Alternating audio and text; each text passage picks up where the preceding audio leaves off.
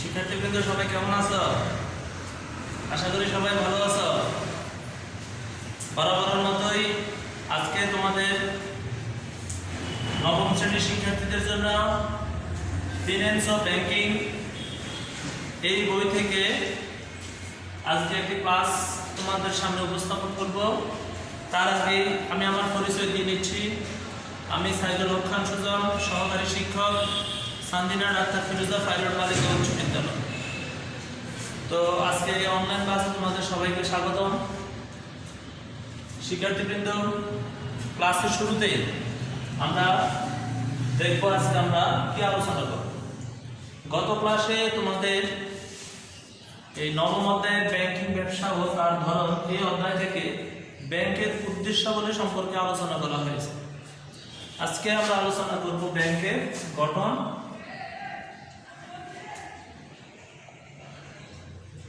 এবং ব্যাংকিং ব্যবসায়ের মূল নীতি। তো ব্যাংকিং ব্যবসা গঠন, একটি ব্যাংক গঠন করার আগে ওই ব্যাংকের উদ্যোক্তাগণ প্রথমে সিদ্ধান্ত নেবেন ওনাদের এই ব্যাংক ওনারা কোন আইনে পরিচালনা করে। কারণ আমরা জানি বাংলাদেশের কোম্পানির সংগঠনগুলোকে প্রধানত দুইটা ভাগে ভাগ করা যায়। একটি হচ্ছে প্রাইভেট লিমিটেড কোম্পানি এবং পাবলিক লিমিটেড কোম্পানি। এখন প্রাইভেট লিমিটেড কোম্পানির যে আইন, ওই আইনের অধীনে যদি আমরা একটি ব্যাংক গঠন করি তাহলে ওই কোম্পানিতে পরিচালক থাকবে সর্বোচ্চ 2 জন, সর্বনিম্ন 2 জন এবং সর্বোচ্চ 13 জন প্রাইভেট লিমিটেড কোম্পানির ক্ষেত্রে, অর্থাৎ প্রাইভেট ব্যাংকের ক্ষেত্রে। আর এই ব্যাংক আমরা যদি পাবলিক লিমিটেড কোম্পানির আইন অনুযায়ী এই ব্যাংক গঠন করা হয় তাহলে ওই ব্যাংকের সর্বনিম্ন পরিচালক সংখ্যা থাকবে 7 জন, সর্বনিম্ন 7 জন এবং সর্বোচ্চ সীমাহীন, অর্থাৎ আমরা যতজন খুশি পরিচালক নিতে পারব। তোমরা অবশ্যই ব্যবসা উদ্যোগ বইয়ে মালিকানার ভিত্তিতে ব্যবসা সংগঠন ওই অধ্যায় থেকে কোম্পানির গঠন সম্পর্কে জেনেছ। আমরা প্রয়োজনে পরবর্তীতে আরেকদিন এই অধ্যায় থেকে তোমাদের জন্য একটি ক্লাস আয়োজন করব। তাহলে এই গেল ব্যাংকের গঠন। এখন প্রশ্ন হচ্ছে, ব্যাংক গঠন হলো, কিন্তু প্রত্যেকটা প্রতিষ্ঠানের প্রত্যেকটা সংগঠনের কিছু প্রিন্সিপাল মানে মূলনীতি থাকে। তাহলে ব্যাংক যে গঠন হবে এই ব্যাংকের মূলনীতি কি? কারণ নীতি না থাকলে কখনো কোনো একটা কাজ সঠিকভাবে সম্পন্ন করতে পারবে না। তাহলে আমরা একটা ব্যাংক প্রতিষ্ঠা করলাম, অনেক মূলধন বিনিয়োগ করলাম, কেন্দ্রীয় ব্যাংকের কাছে 400 কোটি টাকা জমা দিয়ে আসলাম। তোমরা হয়তো জেনে থাকবে যে বাংলাদেশে যে কেউ যদি ব্যাংক খুলতে চায়, মানে যে নতুন ব্যাংক স্থাপন করতে চায়, তাহলে কেন্দ্রীয় ব্যাংকের অনুমতি তো অবশ্যই লাগবে। কেন্দ্রীয় ব্যাংকের অনুমতি ছাড়া কোনো ব্যাংকই গঠন করা যায় না। তখন অনুমতি নেওয়ার আগে কেন্দ্রীয় ব্যাংকের কাছে, অর্থাৎ বাংলাদেশের কেন্দ্রীয় ব্যাংক যেমন বাংলাদেশ ব্যাংকে 400 কোটি টাকা জমা দিয়ে আসতে হবে। এটা হচ্ছে জামানত, যাতে ভবিষ্যতে কোনো সমস্যা হলে ব্যাংকে যদি কোনো কারণে লোকসানের শিকার হয় বা দেউলিয়া হয়ে যায়, তখন ওই জামানতের টাকা থেকে গ্রাহকদের আমানতের টাকা ফেরত দেওয়া হবে। এটা হচ্ছে একটা ব্যাংকের গঠন প্রক্রিয়া। তাই এই সকল প্রসিডিউরগুলো মেনে আমরা ব্যাংকে গঠন করলাম। আর ব্যাংক যে গঠন করব আমরা কোন নীতি অনুসরণ করব? আমাদের এই যে আমরা এখন আলোচনা করব ব্যাংকিং ব্যবসায়ের মূল নীতি। ব্যাংকিং ব্যবসায়ের মূল নীতি আছে 16টি। এটি তোমাদের বহুদিন বছরের পরীক্ষায় প্রশ্ন আসতে পারে, এমসিকিউ প্রশ্ন আসতে পারে, ব্যাংকিং ব্যবসার মূল নীতি কয়টি? উত্তর দিবে 16টি। শিক্ষার্থীবৃন্দ, এখন আমরা ব্যাংকিং ব্যবসায়ের যে 16টি নীতি আছে আমরা এই নীতিগুলো নিয়ে পর্যায়ক্রমে আলোচনা করব। প্রথমে হচ্ছে নিরাপত্তার নীতি। নিরাপত্তা, কারণ জনগণ ব্যাংকে কখন যায়? যখন দেখে যে তার মূল্যবান অর্থ, স্বর্ণলঙ্কার, গয়নাগাটি এগুলো নিজের বাসায় রাখা নিরাপদ নয়, তখনই তারা কি করে? ব্যাংকের কাছে গিয়ে এটা জমা রাখে, ঠিক না? তাহলে এখন ব্যাংক কি করবে? তাহলে ব্যাংক অবশ্যই অগ্রাধিকার ভিত্তিতে এই কাজটুকুই করবে যে আমাকে গ্রাহকরা টাকা দিচ্ছে, আমি তাদের এই টাকা কি করতে হবে, সিকিউরিটি দিতে হবে, নিরাপত্তা দিতে হবে। এটা হচ্ছে তাদের প্রথম নীতি হতে হবে, যে নিরাপত্তার নীতি, এটা কিন্তু ভালোভাবে অনুসরণ করতে হবে। দ্বিতীয়ত হচ্ছে মুনাফার নীতি। যেহেতু ব্যাংক এটাও একটা ব্যবসা প্রতিষ্ঠান, আমরা জানি যে কোনো ব্যবসার প্রধান উদ্দেশ্য হচ্ছে মুনাফা অর্জন করা। তো এখানে ব্যাংকের একটা নীতি থাকবে, মুনাফা অর্জনের নীতি। এখন প্রশ্ন হচ্ছে, তোমরা সবাই আশা করি জানো, তবু আমি বলছি যে ব্যাংক কিভাবে মুনাফা অর্জন করে। আমরা জানি বাণিজ্যিক ব্যাংক সমূহ জনগণের কাছ থেকে যখন আমানত সংগ্রহ করে তখন তাদেরকে স্বল্প সুদ দেয়। একটা উদাহরণস্বরূপ আমি তোমাদেরকে বলি, মনে করো তোমরা ব্যাংকে টাকা জমা রেখেছো, ব্যাংক তোমাদেরকে 5% ইন্টারেস্ট দেবে। অর্থাৎ 100 টাকা যদি এখন তোমরা ব্যাংকে জমা রাখো, ব্যাংক তোমাকে দেবে 5 টাকা। এখন ব্যাংক কি করবে, এই তোমার আমানতের অর্থটি এভাবে সে জমা করে একটি মূলধন গঠন করবে, ফান্ড গঠন করবে। এই ফান্ড থেকে আবার বিভিন্ন ব্যক্তি বা ব্যবসায়ীদেরকে সে ঋণ দিবে। এখন এই ঋণ যখন বিভিন্ন ব্যবসা প্রতিষ্ঠানকে দিবে, তখন ওই সকল ব্যবসা প্রতিষ্ঠানের কাছ থেকে সে 10% হারে মুনাফা অর্জন করবে। তোমরা হয়তো জেনে থাকবে যে জুলাই মাসের 1 তারিখ থেকে, অর্থাৎ নতুন অর্থ বছর থেকে সরকার আইন করেছে যে কোনো ব্যাংকেরই সুদের ক্ষেত্রে সুদের হার ডাবল ডিজিট হতে পারবে না, অর্থাৎ হইতে হবে সিঙ্গেল ডিজিট, মানে 9% টাকা সেই ইন্টারেস্ট সে।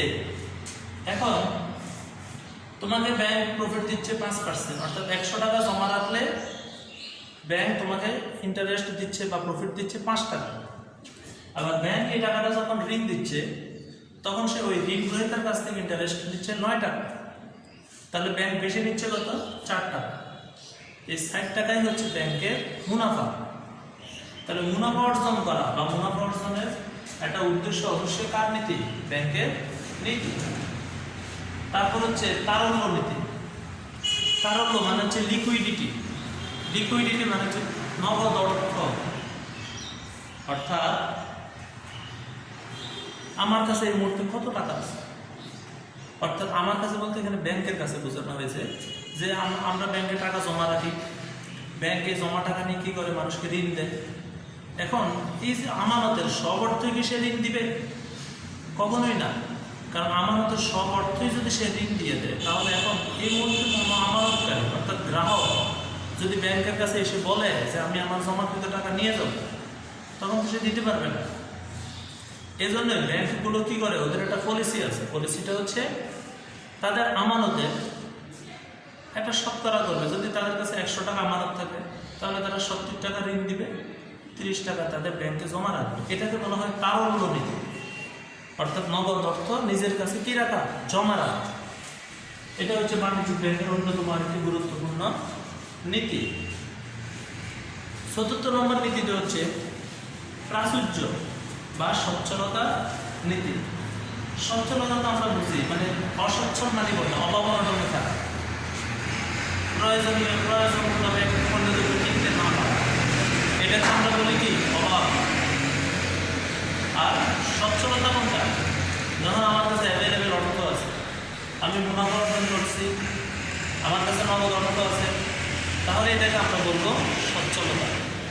তাহলে বাণিজ্যিক ব্যাংকের অন্যতম একটি নীতি হচ্ছে নিজে সচ্ছল থাকা। আর এই সচ্ছলতাটা সে কিভাবে অর্জন করবে, সে মুনাফা অর্জন করবে কিভাবে, মানুষকে ঋণ দিয়ে, বিভিন্ন ব্যবসাকে ঋণ দিয়ে, এবং ওই ঋণ যথাসময়ে আদায় করে। এভাবে ব্যাংকগুলো কি করে, সচ্ছলতা অর্জন করে। 5 নম্বর হচ্ছে দক্ষতার নীতি।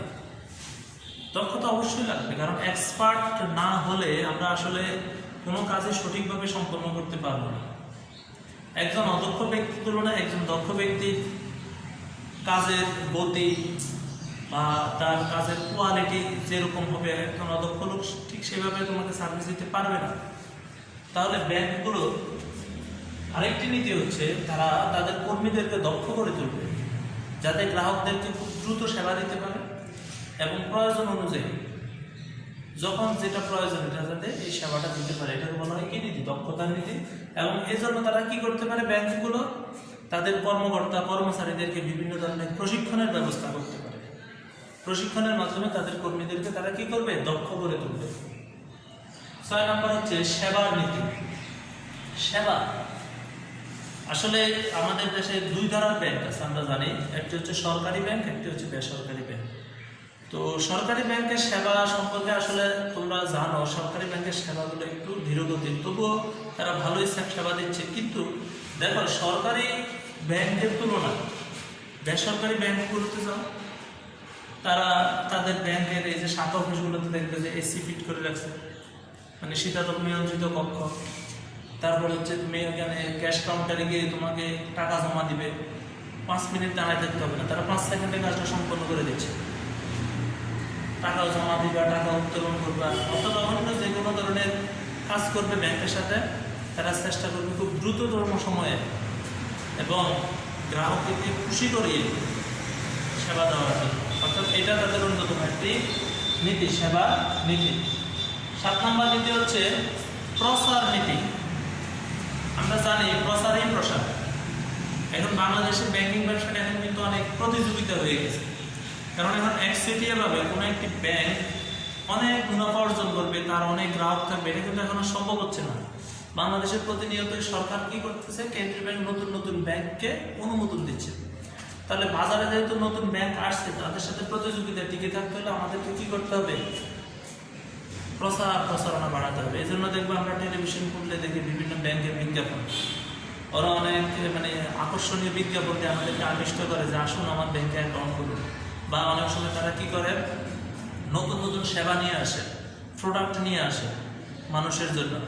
এখানে প্রোডাক্ট মানে কিন্তু আবার ওই চিপস বা সানাসুন না, এখানে প্রোডাক্ট হচ্ছে এই ব্যাংকগুলো কি করে, আমাদেরকে যারা আমরা হজে যেতে চাই হজ প্যাকেজ ঘোষণা করে, যারা বিদেশ ঘুরতে পছন্দ করে ট্যুর প্যাকেজ ঘোষণা করে, অথবা অনেক সময় অনেকে বাড়ি কেনার স্বপ্ন দেখে বা বাড়ি তৈরি করার 10 বছর 20 বছর পর সে বাড়ি করবে, তখন তার জন্য বিশেষ বিশেষ স্কিম নিয়ে আসে ব্যাংকগুলো, এগুলোকে বলা হয় প্রোডাক্ট। তাহলে প্রসার নীতি, প্রসারের মাধ্যমে ব্যাংকগুলো কি হয়ে থাকে, প্রসার হয়ে থাকে। 8 নম্বর হচ্ছে গোপনীয়তার নীতি। এটা তো খুবই গুরুত্বপূর্ণ জিনিস, অত্যন্ত, কারণ গ্রাহকরা আমাকে বিশ্বাস করে আমার কাছে টাকা জমা রেখেছে। এখন যে কেউ ইচ্ছে করলে যদি আমার ওই গ্রাহকের অ্যাকাউন্টে কত টাকা আছে এটা যদি সে এসে জেনে যায়, তাহলে তো আমার কোনো গোপনীয়তা থাকবে না। তার মানে এখানে ব্যাংক অবশ্যই চেষ্টা করে যে তার গ্রাহকের অ্যাকাউন্টে কত টাকা জমা আছে, সে কত টাকা তুললো, এই বিষয়গুলো গ্রাহক ছাড়া, অর্থাৎ যার নামে অ্যাকাউন্ট সে ছাড়া অন্য কেউই এই ব্যাংক সম্পর্কে কোনো তথ্য সংগ্রহ করতে পারবে না। তবে হ্যাঁ, এখানে কথা আছে, যদি সরকার বা রাষ্ট্রীয় কোনো সংস্থা যদি চায় যে ওই গ্রাহকের অ্যাকাউন্ট সম্পর্কে আমাকে জানাও, তাহলে আমাকে জানাতে হবে। কিন্তু এমনি ইন্ডিভিজুয়ালি কোনো ব্যক্তি কারণ শত্রুতা বশত যদি বলে যে আমি ওর অ্যাকাউন্টে কি খবর নিয়ে দেখি কত টাকা আছে, এই ধরনের কাজ ব্যাংক সচরাচর এটা কোনোভাবেই তারা করে না। এইখান থেকে তারা খুবই শক্ত অবস্থান নেয়, অর্থাৎ তারা সহজে গ্রাহকদের তথ্য গ্রাহক ছাড়া অন্য কাউকে দেয় না, এটা তাদের অন্যতম নীতি। 9 নাম্বার দেখতে পাচ্ছি আমরা সুনামের নীতি।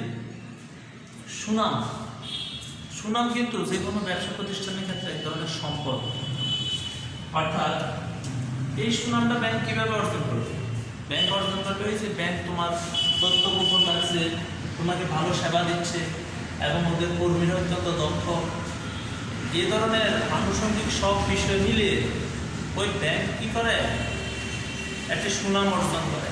যেমন বাংলাদেশে অনেকগুলো বাণিজ্যিক ব্যাংকের মধ্যে প্রথম সারি তোমাদেরকে যদি এখন বলা হয় তোমরা কয়েকটি ব্যাংকের নাম বলো, সবার আগে আসবে ইসলামী ব্যাংক, এরপর আসবে ডাচ বাংলা ব্যাংক।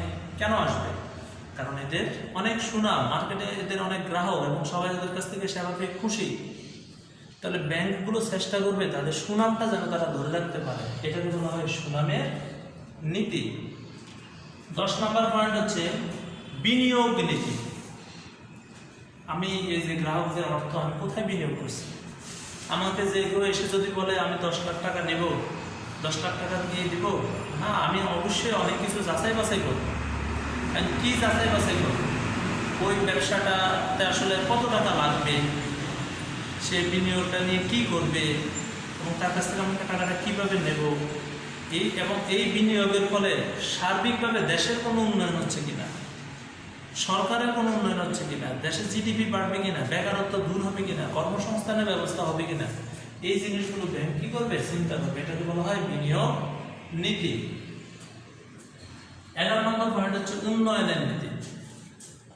উন্নয়ন কোনটা, যে দেশের এই বিনিয়োগের ফলে আমার সার্বিকভাবে দেশের অর্থনৈতিক অগ্রগতি কতটুকু হচ্ছে, সমাজ দেশ কতটুকু উপকৃত হচ্ছে, এই সকল বিষয়গুলো ব্যাংক কি করবে, অনুসরণ করবে। এটাকে বলা হয় উন্নয়নের নীতি। 12 নম্বর হচ্ছে উদ্দেশ্যের নীতি। এগুলো মোটামুটি সমার্থক, বিনিয়োগের নীতি, উন্নয়নের নীতি, উদ্দেশ্যের নীতি। অর্থাৎ এই উদ্দেশ্যটা আমাকে বৈধ নাকি অবৈধ উদ্দেশ্যে সে ঋণ নিয়ে যাচ্ছে, এবং এটার মধ্যে দিয়ে আমার এই ব্যাংকের যে উদ্দেশ্যটা, ব্যাংকের মূল গঠনটা, এই যে আমরা গত ক্লাসে পড়েছিলাম ব্যাংকের উদ্দেশ্যগুলি গ্রাহকদের দৃষ্টিকোণ থেকে, সরকারের দৃষ্টিকোণ থেকে, আমানতকারীদের দৃষ্টিকোণ, মালিক ও ব্যবস্থাপকদের দৃষ্টিকোণ থেকে, এই উদ্দেশ্যের নীতিগুলো তারা কি করবে, অত্যন্ত কড়াকড়িভাবে তারা ফলো করবে। সর্বশেষ না 13 নম্বর হচ্ছে মিতব্যয়িতার নীতি। আমাদের ইংরেজিতে একটি প্রবাদ আছে, cut your coat according to your cloth, অর্থাৎ আয় বুঝে ব্যয় করো। এটার সাথে তোমরা সবাই পরিচিত আছে। Cut your coat according to your cloth, আয় বুঝে ব্যয় করো। অর্থাৎ ব্যাংকগুলো সবসময় এটা ফলো করে যে আসলে আমার আয় কত হচ্ছে, ব্যয় কত হচ্ছে, আমার কি প্রতিষ্ঠানে কর্মী সংখ্যা বেড়ে যাচ্ছে, এখন কর্মী সংখ্যা যদি বেড়ে যায় সে অনুপাতে আমার আয় হচ্ছে কিনা, তাহলে সে কিছু কর্মী ছাঁটাই করে দেবে, অপ্রয়োজনীয় ব্যয়গুলো সে বন্ধ করে দেবে, ব্যয় বাদ দিয়ে দেবে। এটাকে বলা হয় কি নীতি, মিতব্যয়িতার নীতি। 14 নম্বর হচ্ছে সততা ও বিশ্বস্ততার নীতি।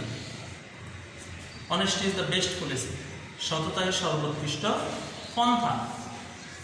তো এই যে আমরা এখানে পড়েছিলাম নিরাপত্তার নীতি, গোপনীয়তার নীতি। এই নিরাপত্তা, গ্রাহকদের অর্থের নিরাপত্তা দিয়ে এবং তাদের ব্যাংকের যাবতীয় তথ্য, টাকা জমা উত্তোলনের তথ্যগুলো তারা গোপন রেখে তারা গ্রাহকের প্রতি কি থাকে, বিশ্বস্ত থাকে, সৎ থাকে। এটা হচ্ছে ব্যাংকের অন্যতম একটি নীতি। তারপর হচ্ছে সাবধানতার নীতি। সাবধান, এই যে কথা আছে না, এটাকে কি বলে, সাবধানতার নীতি মানে ভাবিয়া করিও কাজ, করিয়া ভাবিও না। অর্থাৎ সাবধান থাকা।